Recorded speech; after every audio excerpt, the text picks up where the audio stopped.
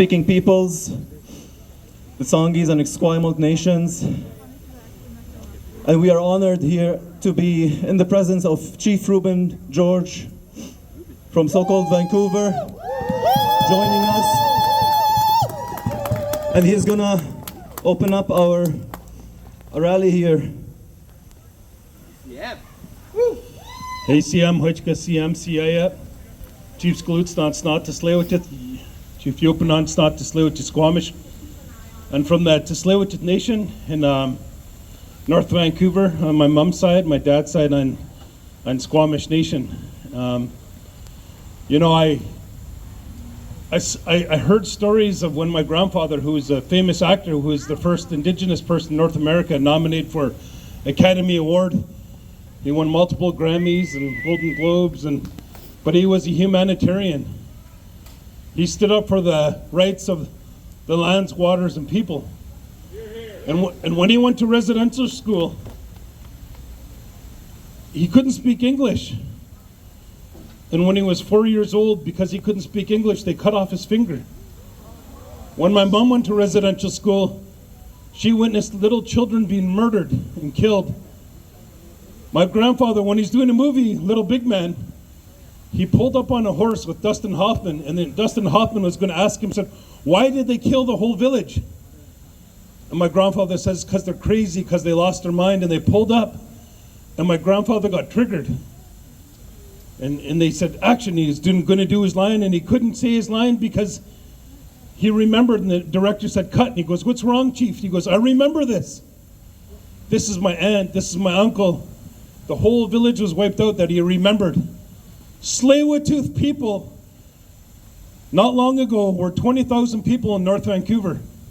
20,000 people were wiped out down to 13 people. 13. My mom is 62 out of the 13. I'm 188, so it's not long ago. It's not long ago, but like you, my relations right here, the best that we could do is abide by our law that we have in common. Coast Salish law is truth, family, health, and culture. When we abide by that law, those fundamental teachings of humanity, that's why we can pray with each other. That's why we can sing with each other, because we abide by that law. Those fundamental teachings of humanity are love, honor, respect, dignity, pride, compassion, understanding, truth, knowledge, and wisdom. We stand in conviction to abide by that law. And at times, and I know some of you know me, with fierce love, I stand up for the rights of our water and our lands and our people. And that's why I'm here today. I support you, my relations. The genocide my people went through is the same that they're going on over there. Yeah. And we stand by the truth. We stand by the truth, and you can't deny the truth of little children being murdered, like what happened when my mom witnessed in residential schools here in Canada, and the lies that they put around it, but not speaking the truth. That's what they did. But here, we don't sleep, we don't rest. We do what we can to explain the truth, because we don't want no more children killed, or hurt, or murdered, or starved. That's what we're seeing, and that's what we're witnessing. This is something that happened to my people that still today my people are recovering from. They're still hurting from. They are. And we want to start the prayer today. We want to come together with you, my relations that are suffering, that are hurting, that we're witnessing. And I know what they say about you. I know how they attack you. I know how they try to hurt for you for standing up for righteousness. But I pray with you. I stand with you. And when I pray, I ask for courage and strength for you continue to do the work and stand up for the rights of those kids. Yes. Senseless killing of children. You know, and I haven't practiced for a long time, But I'm a therapist, and I look at dysfunction and hurt and denial of somebody wanting to be a better human being.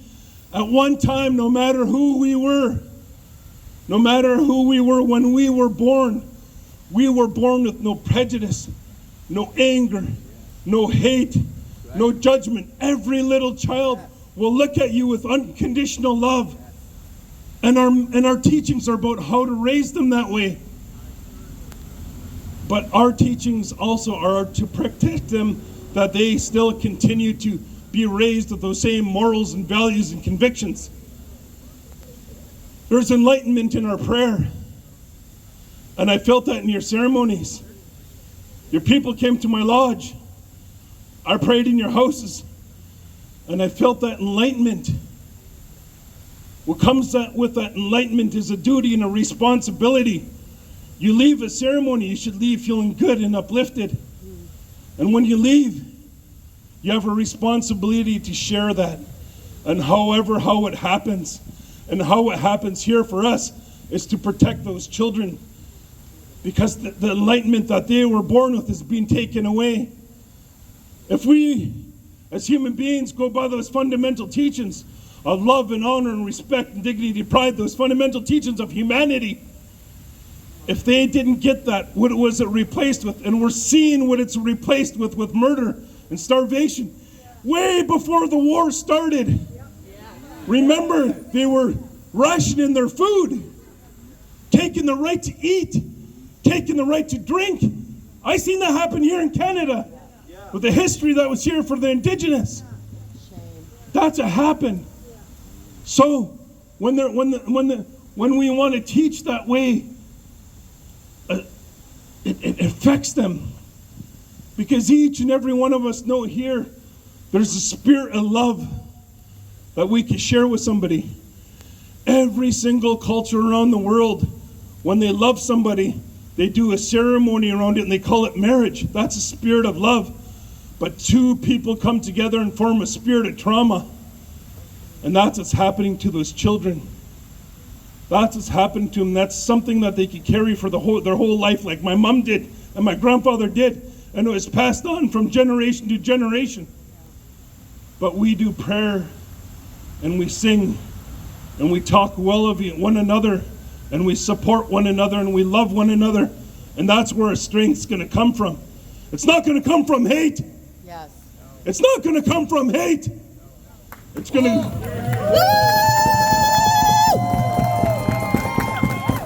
to come from the goodness and the righteousness of what we stand for with fierce love.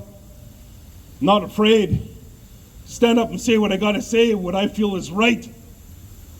And to identify those things that are wrong. And it is wrong. It is wrong. Something happened to those people, because at one time when they were born, they had also no prejudice, no anger, no hate. It's the society that formed them to think that way.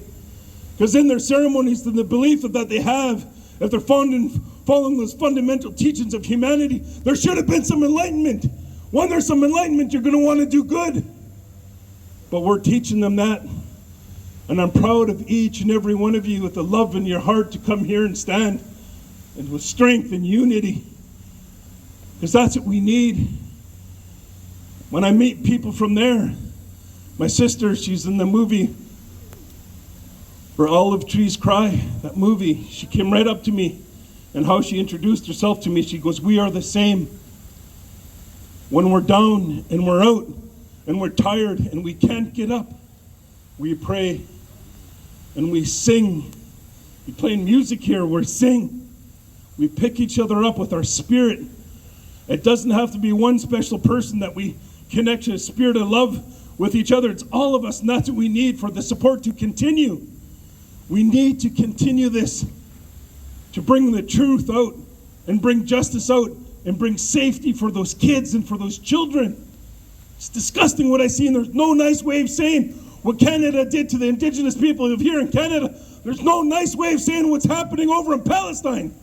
No nice way of saying it. It's brutal, and it's ugly, and it's wrong. And it's wrong. And Canada supports it.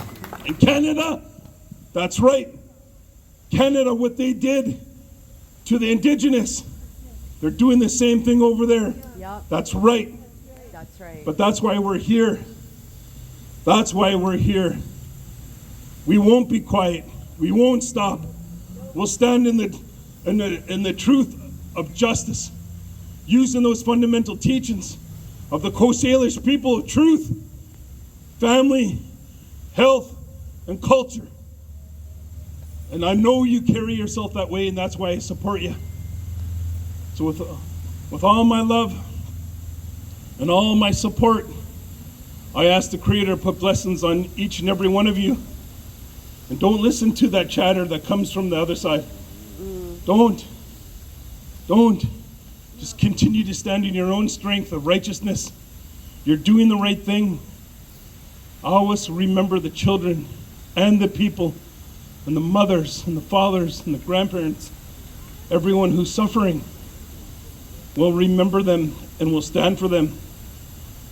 You know, we put aside our first world problems, and let's remember them and what they're doing and what they're going through. And remember to come together and love each other and carry yourself well. Feed each other at these rallies to gather strength from one another to continue to move forward. Not letting anyone or anything take us down with any negativity. Anything that's against that law of what I'm talking about, of our fundamental teachings. So thank you for what you're doing. I'm sorry I have to catch a ferry. I knew you're having this, so we came by. But I love each and every one of you. I support you in what you're doing. My family support what you're doing. And we stand with you. Thank you.